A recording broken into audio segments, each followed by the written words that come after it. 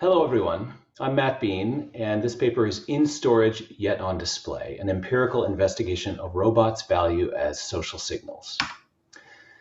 I had a bit of a puzzle with this one, which was that at one of my field research sites, there was a significant investment in robotic telepresence technology that failed to deliver instrumental results. I'm calling this site Corel. I'm obscuring a fair amount of identifying detail here. Yet it seemed to generate significant business value and value for customers and employees. And we have limited knowledge as to why those kinds of dynamics might persist and what are the consequences of them. So that was the research question for this study. How and why might robots add value beyond instrumental results?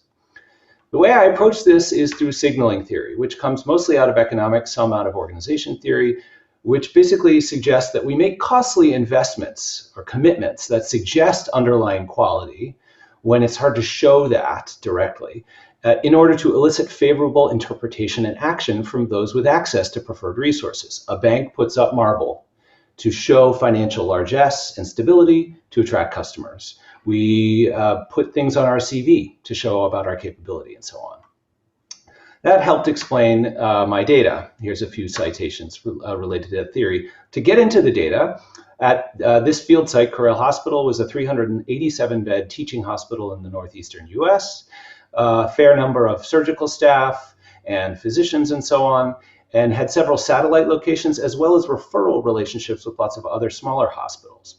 In 2007, a new CEO arrived, and he leased 12 RP7 units for 6 years. RP7 is the unit you can see off to the right. This is a telepresence robot, allows for a variety of two-way audio and video communication and mobility. And the primary use case for this system was remote stroke diagnosis. Neurologists are generally retained by larger hospitals only, but you need a neurologist on site to assess the risk of a certain kind of stroke. Placing one of these units in a remote hospital allowed for that, and that was a potentially very valuable use case.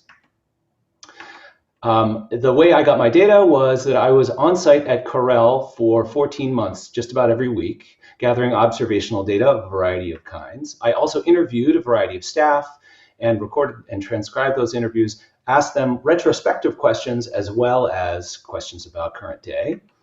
And I use standard techniques for analyzing this data, first categorizing it in sort of low-level abstractions, things like lack of use or outsider attention, and relating those via signaling theory to try to understand or explain this puzzle, to build a theory that accounted for those dynamics, that abstracted away from the context to a middling degree, so that it could be used to explain or predict behavior in context with similar characteristics. So here, on to the findings. The limited value I was speaking of, here's the telemedicine program director speaking about this directly. We were hoping in 2007 that the robot would be a big differentiator. Now it's just gathering dust. The economic crisis happened.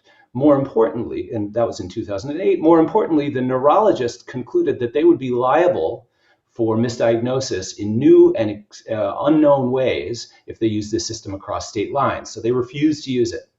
The telemedicine program director placed one of these units in the Caribbean, 3 at rural hospitals, 5 at Corel's own facility, not at all the intended use. 3 went into storage, but ultimately all of them did. And so there was very limited revenue from the initial case and only slightly more from the other. Here is literally what I walked into. In storage closets, not specially designed for these systems. They were not powered up, sitting unused, and more of these went into closets over time. In fact, they literally did have dust gathering on them, as a telemedicine program director suggested. And this one was in a post-surgical ICU, a place that's supposed to be very clean.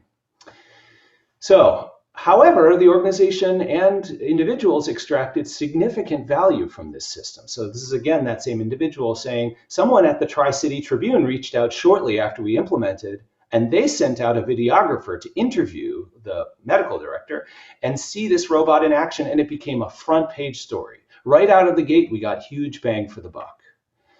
This signaling value for the organization was manifest through news stories, web pages, controlled demonstrations, and what I'll describe in a moment, highlighting and hiding practices on the ground.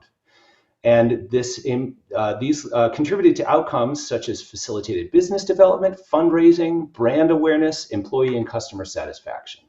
So to get into some concrete data, highlighting practices, here's a nurse saying, I had a patient that was alert and oriented and doing fantastic. And she was like, what is that? And I explained it to her, and she was like super impressed.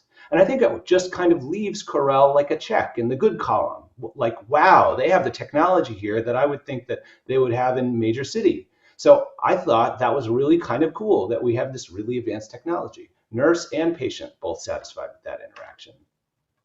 The hiding practices were important for signaling too. This is the telemedicine program director. They, hospital administrators, felt like out of sight, out of mind. And I was told, get them out of the hospital, because they sat plugged in public spaces and weren't being used for the longest time. People knew we were spending a lot of money on those things. People were asking for FTEs, full-time employees, and were getting shot down for this and that. And they were saying, you have money for that damn thing and you can't give me a raise?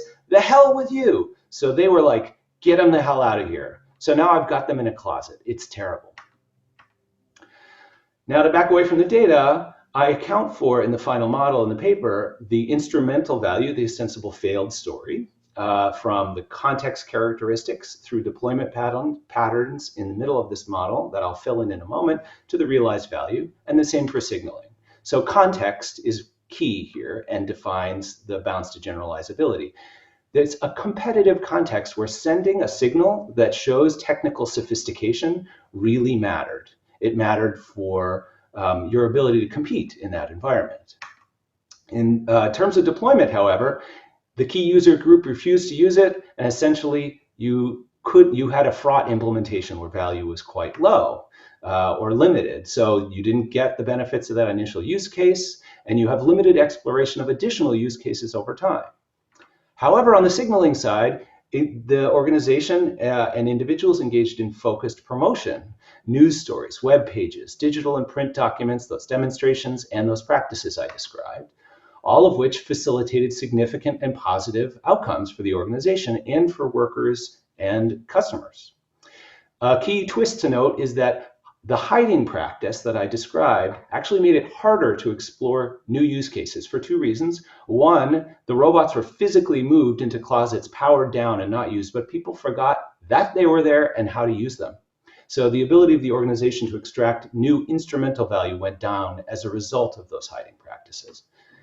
The limitations of the study have to do with the context, as I've described. It's very important that it's difficult for outsiders to surveil the use and practical utility of the technology in question. In this case, robots were very good for signaling because you could put them in the closet and still get signaling value by saying that you had them. However, it's important to note, I think we can conclude that as interpretation matters more for outcomes, signaling value will be higher. Incentives to signal will be stronger as it relates to robots. And in particular, we know from work on novelty effects in HRI and elsewhere that the signaling value should be higher when technology is new and rare. There's a few implications. If we take the base finding from the study into account, that we will interact with robots to signal resource worthiness, and that can have unexpected effects.